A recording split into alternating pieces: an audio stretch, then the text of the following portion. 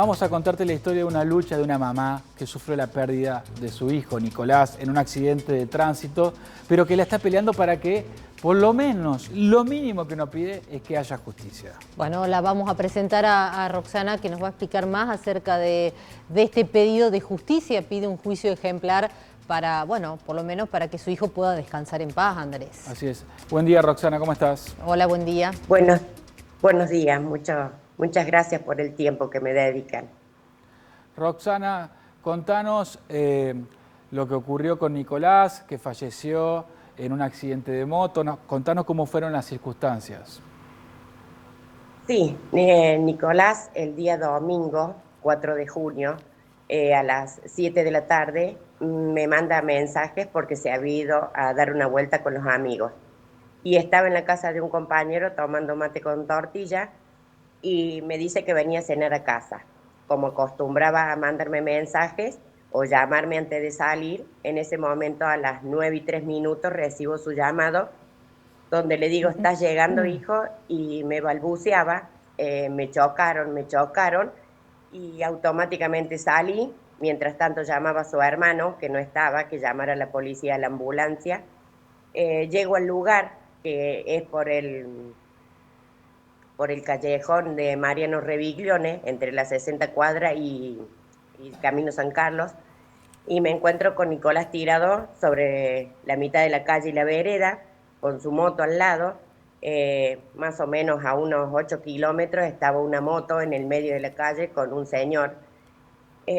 Yo me acerco, mi hijo consciente, le dije que se quedara tranquilo, que ya venía una ambulancia, que había llamado a su hermano y a la policía.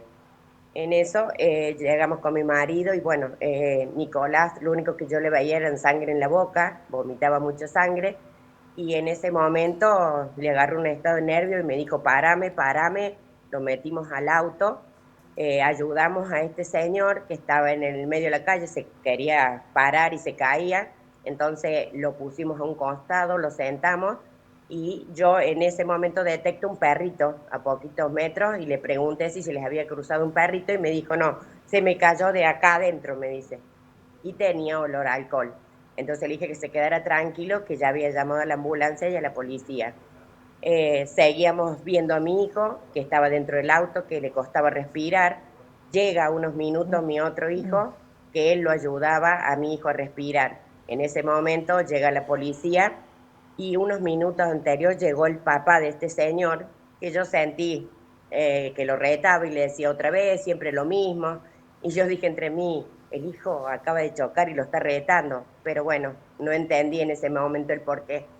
Ante la desesperación de que no venía la ambulancia, mi hijo se ahogaba, decidimos con mi hijo, porque ya habían pasado más de 50 minutos, decidimos llevarlo, trasladándolo a Nicolás en mi auto.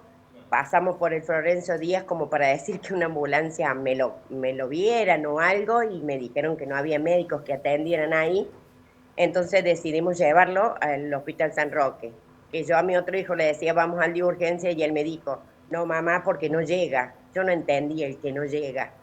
Y entramos al San Roque y bueno, lo atendieron, entró mi hijo, le dijo, Nicolás, fueron sus últimas palabras que le dijo a mi otro hijo, que le diera la mano y no lo dejara dormir. En eso el médico sale y me dice que estaba en estado crítico, que iba a cirugía porque tenía una hemorragia interna. Sí. A las 3 horas me salen diciendo que había quedado abdomen abierto porque tenía desgranado el hígado y estaba con mucha hemorragia, que él no sabía que podía pasar. Así pasamos la noche hasta las 8 o 9 de la mañana, que me dijeron que Nicolás seguía inestable, seguía muy crítico, que no sabía qué podía pasar. A las 12 del mediodía, tipo, sí, creo que porque ya perdí la noción del tiempo en ese momento, lo vuelven a llevar a cirugía porque seguía con mucha hemorragia. Y a la 1, 2:30, 1, salen los médicos y me dicen que Nicolás tenía todas las costillas quebradas y le había perforado los riñones. Lo que pasa que durante la noche, como se dedicaban a la gran hemorragia interna, no podían ver si tenía otras cosas más. y Nicolás tuvo un paro y lo sacaron. En el segundo, Nicolás fallece. Roxana, Y ¿y la por qué, verdad, sí, por qué se hace este juicio 6 años después de todo esto que vos estás describiendo? porque sinceramente yo cuando empecé a declarar todo esto, como que me decían, tiene que buscar la verdad, porque no sabíamos. Nico lo único que nos había dicho era, me chocaron, me chocaron, me chocaron y no supimos más nada de él. Que yo ni siquiera me pude despedir porque supuestamente estaba judicializado. El día que falleció no le pude dar un beso a mi hijo ni nada, porque no lo podía ni tocar y se lo llevaban a la morgue para ver todas las consecuencias que había sufrido esa noche. Y yo empecé a caminar los pasillos de tribunales averiguando, me decían, las lágrimas acá no sirven, acá sirven las pericias, las pruebas. Empecé a luchar en busca de testigos, en busca de pruebas. Hicieron las pericias y en las pericias confirman que Nicolás venía bien por su mano. Esta persona, el Ariel Britos, venía en contramano, sin luz, con un perrito en la mano, y obviamente yo lo había contatado que él venía con alcohol. Entonces Roxana, fue entonces una para lucha. repasar, ese detalle que acabas de dar no es menor. Las pericias indican entonces que la persona que sería Ariel Brito, que chocó a tu hijo hace 6 años, iba aparentemente con ebriedad, que conducía la moto ebrio, que además se llevaba un perro en sus manos, por lo tanto manejaba con una sola mano la moto y Sí, de esa señor. manera, en contramano encima, embiste a tu hijo. Sí, señor, así es. Inclusive este señor digo porque soy muy educada, tiene una causa anterior del 2015 de haber accidentado a otra persona. Y sinceramente yo tuve que, a ver, no estamos acostumbrados a esto, pero tuve que recurrir a los medios porque llegué a lograr, después de que me ofrecían 70.000 pesos y pintar una iglesia por la vida de mi hijo, cosa que es algo descabellado para mí porque la vida de mi hijo no tiene precio. Y, y después, Claro. bueno, fueron queriendo dejar de lado el juicio a prueba, Bien. porque obviamente que todas sus pruebas están en contra. Que ahora lo último que supe en tribunales es que, bueno, logré llegar a un juicio y, bueno, no quieren darle prisión efectiva, que es lo que yo estoy pidiendo, Claro.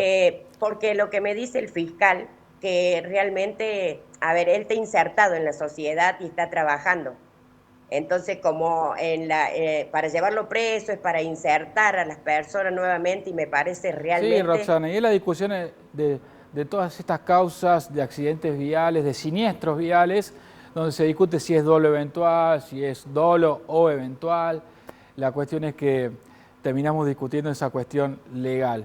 Roxana, lamentablemente tenemos que quedarnos sin tiempo, pero te agradecemos muchísimo este contacto con Crónica Matinal. Vamos a seguir el caso una vez que comience el juicio. Bueno, y mucha fuerza para afrontar esta etapa del juicio. muchísimas gracias. El juicio es el 14 de junio a las 9 de la mañana en Tribunales 2. Así que voy a seguir haciendo fuerza por mi hijo y por muchos hijos más que con la mamá del foro de los familiares de siniestros viales son los que me han apoyado y estamos luchando para esto. Porque Bien. como yo, hay millones de mamás más y papás que estamos sufriendo esto. Así que desde ya, muchísimas gracias por su tiempo.